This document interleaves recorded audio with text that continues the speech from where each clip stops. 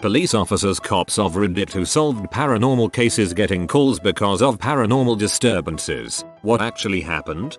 Had a lady used to call all the time, say there were people in her house. She would make up bizarre stories like someone came in and had a shower, etc. Some money was missing from her handbag. It'd only been working in the area for about a month and it'd taken probably 15 calls from her. Anyway, eventually I freaking cracked because it was crapping me. We have some cameras you can set up, so I put one in a tree facing the front door. Lo and behold, her neighbor walks in the house. Comes out about 15 minutes later with wet looking hair, lol. Had a woman call at 1030 at night saying there were spooky faces on her TV, with names like Matt and Amber underneath them. The calling party was convinced that Matt and Amber are ghosts and had made it into her TV. She began to get more upset the more I asked her about the situation. When I asked her to describe the gaze, she explained that one was green and one was blue, and there was another nonsense word on the screen she had never heard before. I asked her to spell it for me, NETFLIX. Turns out she had accidentally hit the Netflix button on her new smart TV her son bought her on Craigslist, and it had the old owner's Netflix information showing on the screen. When I explained it to her, she got even more upset, advising me I don't want these filthy people's names on my television. I pay my taxes. We ended up having to send an officer to check on her. Being that ignorant must be so amazing to that individual. Like, just seeing everyday things must be so magical to them. I can only imagine. When I was 21, I worked at a gas station in the middle of the night. I had a lot of cops come through, just to check in occasionally and get coffee. One cop was really into paranormal stuff. We used to talk for hours about that crap. He was in his 50s, but used to be really into investigating the paranormal when he was in college. He was a really nice man who always dropped by every shift we shared to say hey. In my neighborhood there had been a string of robberies where the guys snuck in through the car wash. There's usually a door in there that will lead to the back room of the store. He wanted to check what our layout was, so I was showing him around, and he started telling me that he always got a weird feeling when he was there, like he knew something paranormal was happening. He stopped in the middle of the stockroom and said like it just got really cold right here. It's so different. I didn't have the heart to tell him he was standing right under the air vents. That is perfectly hilarious. I mean, it could be a skit in a movie, and it'd be so perfect.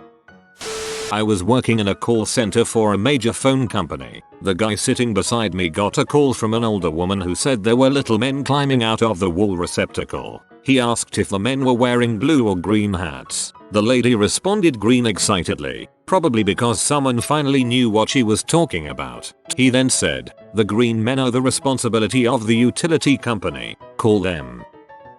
From around 2005, my mom's friend was a dispatcher. One day she gets a call from a screaming man that a ghost had stolen his penis. He was screaming loudly and yelling obscenities at her that she better send the frickin' Ghostbusters squadron to get his penis back. Then he offers her a date if she gets his penis back from the dong ghost. Apparently it was an internal call to test her ability to keep calm and retrieve as much information as possible from difficult or hysterical caller. I don't know if I believe it, but it's a funny story. Apparently it was an internal call. Oh my god, the calls are coming from inside the house.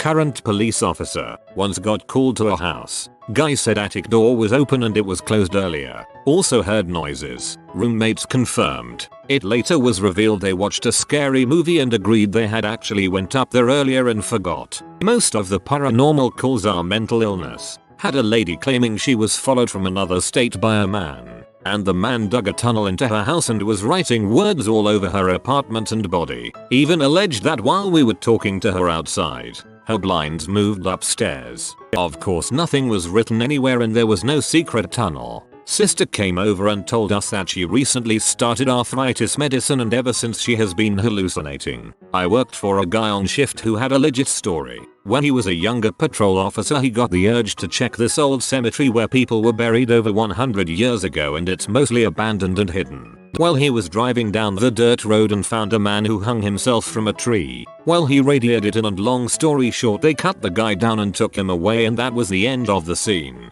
Next night he comes back and the tree is gone. There was no stump, no sign of a tree, never figured out where it went. That's some strong arthritis medication. So I'm not a cop but was an officer in the Air Force. As a very young captain I was asked by our first sergeant to come with him on a call to base housing. One of our super young airmen was deployed and the first sergeant didn't want to be alone in the house with our wife because she was a bit irrational at best. He picked me up, thanked me and said we were on our way to check out reports of ghosts. I told him to stop joking with me. He said he wasn't. That for the last few weeks she'd been calling every other night or so reporting ghosts in the vacant house next door, shared wall duplex. I asked why she didn't call security forces. She hadn't, they hadn't found anything. And now the squadron commander was sick of her calls so he wanted the first sergeant to investigate the second the next call came in. We got there and sure enough there were sounds from the next house but it was unmistakably pee coming through the walls. Could not have been more clear. We knocked on the door to the vacant house and the noises stopped. Some scrambling and then silence. We called security forces. They called civil engineering and came over with a key. In the bedroom of this vacant house was a pretty elaborate little pee setup.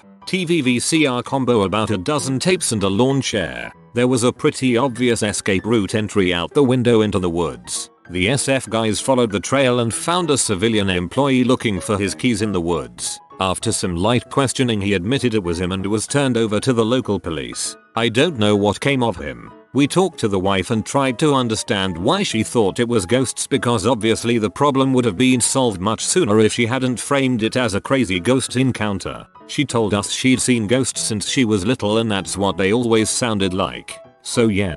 She told us she'd seen ghosts since she was little and that's what they always sounded like. So her parents really got it on apparently. My wife's grandfather was chief detective of homicide in Minneapolis for a number of years, and he has a lot of weird stories, but this is probably the grossest. One day the station got a call about a monster trying to break into a guy's apartment. At first they all had a bit of a laugh. They figured he was a drunk, or that he had smoked too much and forgot what his dog looked like. But then they got another call. Same building. A creature was banging on some woman's door. Okay, weird coincidence, but they call a car to head right over. Then a third call comes in, a demon in the hallway. So at this point grandpa is pretty curious, so he volunteers to go check it out himself. When he gets there, he talks to the two cops that got there before him. They tell him that they haven't gone in yet because the first people they spoke with told them that they had heard a gunshot earlier, and they've been waiting for him to check it out. So they go in to find their monster. They get up to the floor where most of the calls have come from and are met with a grisly sight, as guy had tried to commit suicide by putting a shotgun under his chin, but must have flinched when he pulled the trigger, because he was alive, but he had blown his jaw and nose off. He was in extreme shock and was pounding on people's doors to try and get help, but when they looked through their peephole they would be staring at this animated bloody mass with some bone fragments sticking out. He looked pretty monstrous. We had a woman complaining of ghosts in her attic, and after checking for animals and other unwanted guests, she still was adamant about there being ghosts up there. To solve this, another officer went to his patrol car and got a radar gun that's more accurate due to using lasers, spun around while making it beep constantly, then confidently told the old lady, "You should be fine, mom. I'm not picking up the presence of any spirits." She fully accepted that we carry paranormal activity equipment and was completely put at ease. It was a fun time. Worked mental health assignment for a few years. Had a call from a family of a man running around naked all around the neighborhood screaming that he had been abducted and had the knowledge of the ages or some such nonsense. We get there and get the guy contained and clothed and start trying to get some type of story out of him besides him being just out of his mind. He mentions that he had received a large court settlement the week before from a work-related injury and that's why the aliens took him for his money. It's not super uncommon for there to be some truth to these stories, so we go to the guy's wife to talk to her. She confirms that he had in fact received a very large settlement a week prior. No history of drug use, no history of mental illness. He just lost it. She then proceeds to ask us how she can go about accessing the money legally since he obviously had gone off the deep end. That's a little strange. We take guy to the hospital and they do their normal panel of tests. Turns out the guy had a near fatal dose of some type of poison. I can't remember what it was, which generally will kill you. Detectives get involved. Wife ends up getting arrested for attempted murder. Guy made a full recovery too. A lot of these were funny, but this one was just sad. I had a funny one where a woman was making dinner for her husband, getting it back ready in the microwave. He wasn't supposed to be home for another hour or so. She came back down to the kitchen and what she was heating up was gone. Same with the cutlery she left out. She called 911 and said there was either a ghost or someone broke in and stole her husband's reheated leftovers. We went and found the husband out on the deck enjoying his meal, thinking his wife had already left, so he didn't bother looking her. Innocent story that had good timing for it to happen.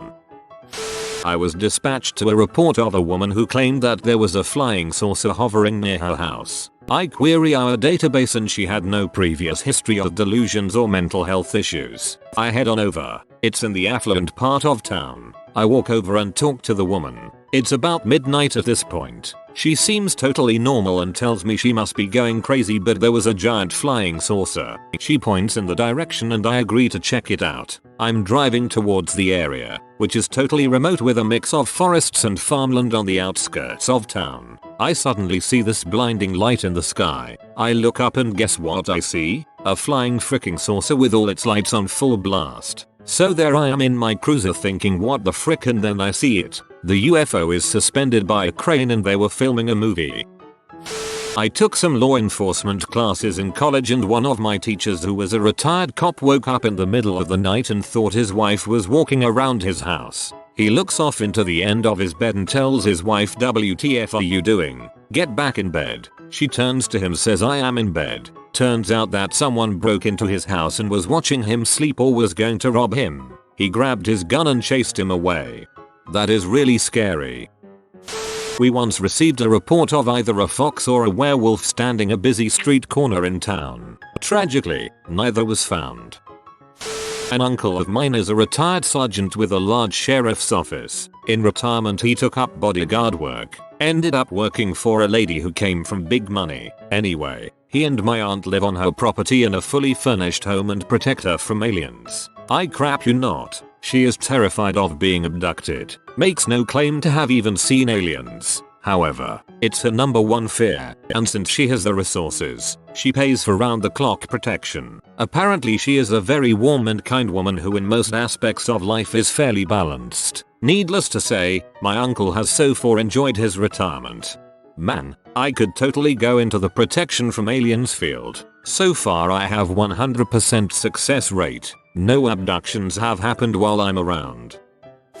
Canadian paramedic here. We recently attended a woman who had run into her neighbor's house at 3 AM, screaming that she was being haunted. We talked to her while the police went through her house. Apparently she had been on the computer when her blinds opened themselves. While she was up looking at the blinds, her computer chair spun itself. She ran back over to her computer and found that something had put gum on the seat. Not the most threatening item, but she was panicked. The police had found nothing, no gum, and we decided that they would take her someplace safe for the evening. We were just pulling away from the scene when the cruiser pulled up next to us. Turns out the backseat was haunted as well, and she ended up taking a ride with us to a comfy hospital bed. The house went up for sale that week but never sold. We went back recently and she was just getting ready for alcohol treatment. So problem solved.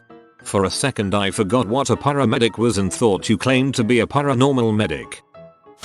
I was a doorman security at an apartment complex that had a lot of tenants with various issues. One woman had a mental problem and was religious, so every weird thing with her had a religious interpretation.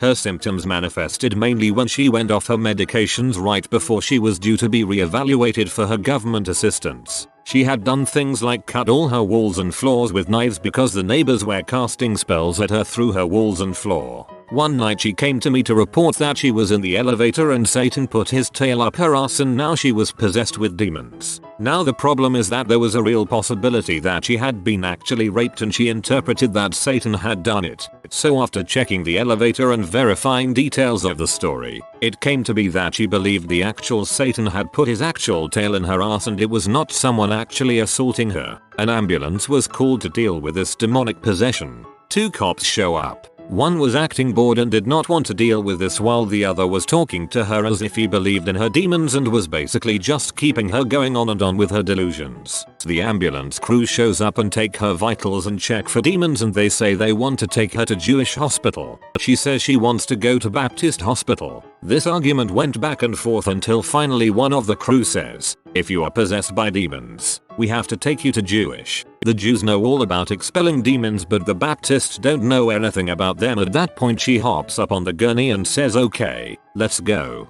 In a few days her medications were adjusted and she was okay until the next time. I work on a university. Got a 3 AM call of a haunted dorm room. Girls were in tears. They googled instructions for a home exorcism, made homebrew holy water, crosses and photos of Jesus plastered all over the walls. They said they would hear things like footsteps, a child's laughter, a whispering voice saying, "Hey, can you hear me?" As we interviewed them, we heard it once. They screamed and burst into tears. Their bless his heart, tried to help by offering the advice that at least the ghost wasn't threatening or malicious and probably meant us no harm. We asked him to leave rather than feed into the whole hysteria. Took us a while to pin down where he was coming from, but to make a long story short, someone took one of those novelty motion activated prank things and stuck it to the inside of one of the bed frames. When we were done, we asked the girls if they minded if we disposed of the thing, to which they enthusiastically agreed, and we promptly hid it in our dispatcher's locker and watched the cycle continue. I took a few criminology courses in college. One of my professors was a retired local cop. He told us about an older woman who would call weekly because aliens were jumping around on her roof. They would send out an officer. The officer who went usually just stood outside in her front yard waving his baton and yelling at the aliens to go away until the old lady was happy. I can't remember when, but there was a story told by, I think, a lawyer a while back, wherein he solved a lady's ghost problem by issuing them an eviction notice. This is a tough one. Depending on paranormal definition, you could always count one of the dozens of police reports involving UFO sightings which turn out to be completely mundane stuff, or various skunk ape sightings that turned out to be homeless people. The best one I can think of comes from not me, but an acquaintance in the agency. The tale of the condo pool monster. Story takes place in winter of 13. For 3 straight nights, our communication center had been receiving phone calls from a particularly upscale condo complex claiming to hear monster noises and crashing from the pool area. We would send deputies out. Nothing would be found except occasionally overturned tables and trash cans. Residents would claim that they heard growling, howling, and screeching of all types, and sometimes even clawing at the window. One witness saw the shadowy figure of something the size of a bear, but walked like a rat. On night 4 the shift sergeant sat on the site himself for a little while, and the culprit was revealed. There were 3 raccoons sneaking into the complex and going through all of the trash cans. The biggest of them was the size of a large dog, huge and fat. Animal Services was called out, but unfortunately the raccoon evaded capture. He never reportedly came back to the condos, and legends still say that Raccoonोsaurus looms large in the swampland, ready to strike again. There's a raccoon in my parents' neighborhood like this. My parents have a beagle pit mix and we've thought on more than one occasion that their dog was roaming around outside, but it was the raccoon. The neighborhood has named him Steve. Mine's pretty easy. Elderly lady would call with all kinds of complaints, but ultimately always involved illegals living in her attic with the body of her son. After trying multiple things and making sure there were no people or bodies in the house, we got mental health involved. She has dementia and had been diagnosed for maybe 5 years. I'm not a police officer, but I run a community mental health program that works with individuals that have psychotic spectrum disorders. One woman we work with told us about a man who would visit her each morning and sing hymns to her that no one else could see or hear. She really rather appreciated it. The more our worker spent time with her, though, the less she saw of him until ultimately he never showed up anymore. Basically, she had lived isolated for years before, and I believe her brain gave her this guy as companionship. Once she had our support, she no longer needed him and so he faded away. Kind of sad. I was reading an interesting article about this the other week. Apparently in different cultures, schizophrenia manifests differently. In the US and Western world, if the patients hear voices they tend to be angry or evil. In other places, Japan and Africa for instance, they tend to be playful and mischievous. This is Pizza Cat. He looks for people like you to befriend and give them the gift of unlimited pizza. This can only be granted if you comment pizza please. Thanks for watching. If you are new to the channel, you can subscribe. I publish new videos every day. Until then, check another video, or don't. Either way, have a great day you magnificent people.